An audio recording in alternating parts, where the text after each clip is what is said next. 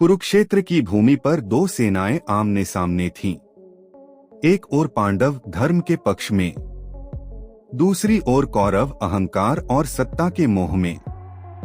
शंखनाद हुआ और इतिहास का सबसे भयानक युद्ध आरंभ हुआ। कौरवों के सेनापति पितामह भीष्म थे। वे अजेय थे, पर पांडवों से मन से युद्ध नहीं कर रहे थे। वीडियो शुरू होने से पहले आप सभी से एक छोटा सा रिक्वेस्ट है कि आप अगर हमारे चैनल पर नए हैं तो हमारे चैनल तक तथ्य टीवी को सब्सक्राइब करें और बेल आइकन जरूर से दबा दें, जैसे ऐसे ही आने वाले वीडियो सबसे पहले आपके पास आए। चलिए वीडियो स्टार्ट करते हैं। अर्जुन के बाणों से धरती कांपती थी। भीम कौरवों को रौंदते चले जा रहे थे। दुर्योधन भीष्म से असंतुष्ट था, उसे विजय चाहिए थी। 10वें दिन शिखंडी को आगे कर अर्जुन ने भीष्म पर बाणों की वर्षा की। भीष्म शरशया पर गिर पड़े, पर मृत्यु को अपनी इच्छा तक रोक लिया। अब सेनापति बने गुरु द्रोणाचार्य, अद्भुत योद्धा।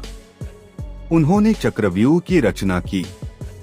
अभिमन्यु अर्जुन का पुत्र वीरता से भीतर घुसा। बाहर निकलने का मार्ग न जानने के कारण वह अकेला पड़ गया। कौरवों ने नियम तोड़कर उसे घेर लिया। अभिमन्यु वीरगति को प्राप्त हुआ। पूरा पांडव पक्ष शोक में डूब गया। द्रोणाचार्य को पराजित करने हेतु अश्वत्थामा मारा गया। हाथी वाला, यह बात कही गई। द्रोण ने शस्त्र छोड़ दिए और युद्ध भूमि में उनका अंत हुआ। अब कौरवों के सेनापति बने दानवीर कर्ण। अर्जुन और कर्ण का महासंग्राम हुआ। पुराने शाप सक्रिय हुए। कर्ण का रथ भूमि में फंस गया। निहत्थे कर्ण पर अर्जुन ने बाण चलाया। कर्ण का पतन हुआ और कौरवों की आशा अंतिम सेनापति बने शल्य। नकुल ने शल्य का वध किया। सहदेव ने शकुनी को मारा। भीम ने गदा युद्ध में दुर्योधन की जांघ तोड़ी। दुर्योधन गिर पड़ा, पर युद्ध यहीं नहीं रुका। युद्ध के बाद का अंधकार रात में अश्वत्थामा ने प्रतिशोध में पांडवों के शिविर में सोते हुए योद्धाओं का वध कर दिया। द्रौपदी के पुत्र मारे गए। विजय भी शोक में बदल गई। अंतयुद्ध समाप्त हुआ, पर लाखों योद्धा मारे गए। एक पूरा वंश नष्ट हो गया। धर्म की विजय हुई, पर भारी मूल्य पर युधिष्ठिर राजा बने और महाभारत मानवता को यह सिखा गया, विजय से अधिक महत्वपूर्ण है धर्म, और युद्ध में कोई भी सच में विजेता नहीं होता। श्री कृष्ण कहते हैं, यह संसार आँखों से देखता है, इसलिए इसे सुंदर शरीर प्रिय होते हैं। लेकिन याद रखो अर्जुन, शरीर समय के साथ ढल जाता है, रूप मिट जाता है और आकर्षण समाप्त हो जाता है। संसार तुम्हें तुम्हारे चेहरे से पहचानेगा, पर ईश्वर तुम्हें तुम्हारे कर्म से पहचानता है। जो केवल शरीर पर गर्व करता है वह डर में जीता है, और जो चरित्र पर चलता है वह निडर होकर जीता है। इसलिए सुंदर दिखने की चिंता मत करो, श्रेष्ठ बनने की तैयारी करो, क्योंकि अंत में शरीर नहीं, कर्म और संस्कार ही तुम्हारे साथ जाते हैं।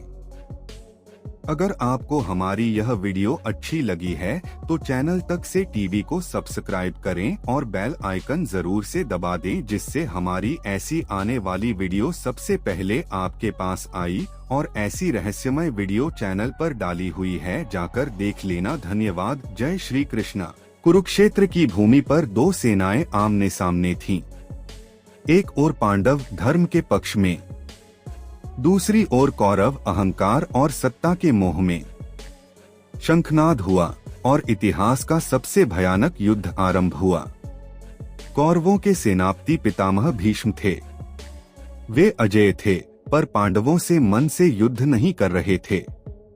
वीडियो शुरू होने से पहले आप सभी से एक छोटा सा रिक्वेस्ट है कि आप अगर हमारे चैनल पर नए हैं तो हमारे चैनल तक तथ्य टीवी को सब्सक्राइब करें और बेल आइकन जरूर से दबा दें, जैसे ऐसे ही आने वाले वीडियो सबसे पहले आपके पास आए। चलिए वीडियो स्टार्ट करते हैं। अर्जुन के बाणों से धरती कांपती थी। भीम कौरवों को रौंदते चले जा रहे थे। दुर्योधन भीष्म से असंतुष्ट था, उसे विजय चाहिए थी। 10वें दिन शिखंडी को आगे कर अर्जुन ने भीष्म पर बाणों की वर्षा की। भीष्म शरशया पर गिर पड़े, पर मृत्यु को अपनी इच्छा तक रोक लिया। अब सेनापति बने गुरु द्रोणाचार्य अद्भुत योद्धा। उन्होंने चक्रव्यूह की रचना की। अभिमन्यु अर्जुन का पुत्र वीरता से भीतर घुसा। बाहर निकलने का मार्ग न जानने के कारण वह अकेला पड़ गया। कौरवों ने नियम तोड़कर उसे घेर लिया। अभिमन्यु वीरगति को प्राप्त हुआ। पूरा पांडव पक्ष शोक में डूब गया। द्रोणाचार्य को पराजित करने हेतु अश्वत्थामा मारा गया। हाथी वाला यह बात कही गई। द्रोण ने शस्त्र छोड़ दिए और युद्ध भूमि में उनका अंत हुआ। अब कौरवों के सेनापति बने दानवीर कर्ण। अर्जुन और कर्ण का महासंग्राम हुआ। पुराने शाप सक्रिय हुए। कर्ण का रथ भूमि में फंस गया। निहत्थे कर्ण पर अर्जुन ने बाण चलाया। कर्ण का पतन हुआ और कौरवों की आशा अंतिम सेनापति बने शल्य। नकुल ने शल्य का वध किया। सहदेव ने शकुनी को मारा। भीम ने गदा युद्ध में दुर्योधन की जांघ तोड़ी। दुर्योधन गिर पड़ा, पर युद्ध यहीं नहीं रुका। युद्ध के बाद का अंधकार रात में अश्वत्थामा ने प्रतिशोध में पांडवों के शिविर में सोते हुए योद्धाओं का वध कर दिया। द्रौपदी के पुत्र मारे गए।